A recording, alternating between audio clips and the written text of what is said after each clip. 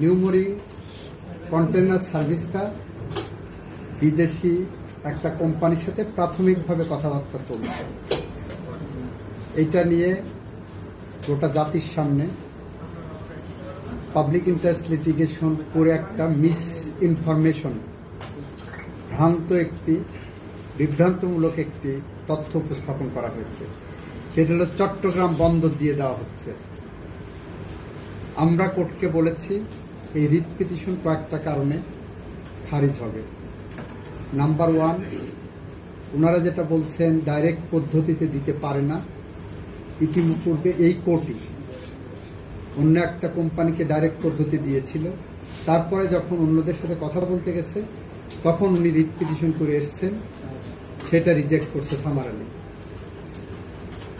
একই পয়েন্টের উপরে আপনি আবার এটা এন্টারটেইন করবেন, সেটা দ্বৈত নীতি হবে। দ্বিতীয়ত বলেছি যে রিট তখনই হয়, কজ অফ অ্যাকশন তখনই তৈরি হয় যদি কজ অফ অ্যাকশন তৈরি হওয়ার মতো ফাইনাল কোনো সিদ্ধান্ত থাকে। এই ইস্যুতে এখনো কোনো সিদ্ধান্তই হয়নি, ভেরি প্রাইমারি স্টেজ। এই প্রাইমারি স্টেজে আমাদের এই সুপ্রিম কোর্টের অনেক জাজমেন্ট আছে যে প্রিম্যাচিউর স্টেজে কোনো জুডিশিয়াল রিভিউ এন্টারটেইন করার সুযোগ নাই। আমরা সেই মর্মে ডিসিশন দিয়েছি। তৃতীয়ত আমরা বলেছি, ওনাদের একটা প্রশ্ন ছিল যে বিদেশি কোম্পানিকে, বাংলাদেশি কোম্পানিকে না দিয়ে বিদেশি কোম্পানিকে কেন দেওয়া হচ্ছে।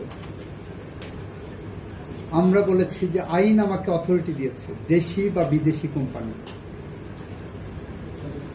সুতরাং একদিকে যেমন আইনের বৃত্তের মধ্যে আছি, আর একদিকে ওনাদের রুলের সেকেন্ড পার্টটা, যেটা রুলের সেকেন্ড পার্টে বলছে কেন সরকারকে নির্দেশনা দেওয়া হবে না PPP act 2015 and PPP rules 2017 অনুসারে এই যে কোনো কোম্পানির সাথে চুক্তিবদ্ধ হওয়ার জন্য। তা আমরা বলেছি যে তাদের তো স্ববিরোধী কথা বলছে। আমরা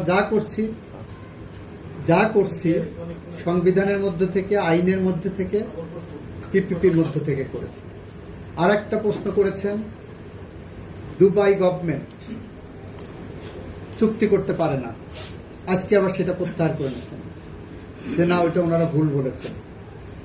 আর একটা হলো এই যে পিপিপি অ্যাক্টের আন্ডারে, সেকশন 7 এর আন্ডারে প্রধানমন্ত্রী এবং মন্ত্রী পরিষদ থাকতে হবে।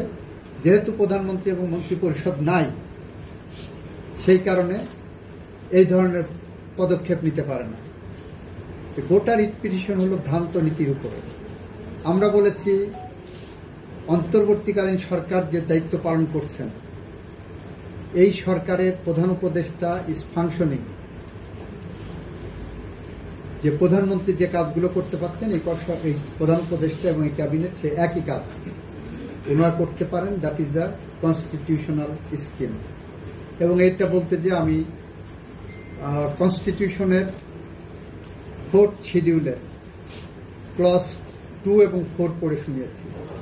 সেখানে 72 সালের 4 নভেম্বর আমাদের সংবিধানে বলছে যে আগামী প্রথম জাতীয় সংসদ নির্বাচন কিভাবে হবে। অর্থাৎ এই সংবিধান যখন রচিত হয়, অ্যাডমিটেডলি এটা একটা পলিটিক্যাল ইনস্ট্রুমেন্ট হিসেবে আসছে। কারা করেছেন? 70-এর কনস্টিটিউশনে, পাকিস্তানের কনস্টিটিউশনে নির্বাচিত সংসদ সদস্যরা। ওইখানে প্রেসিডেন্ট সম্পর্কে বলা হচ্ছে অন্তর্বর্তীকালীন কিভাবে হবে। আমরা 90-এর গণঅভ্যুত্থানের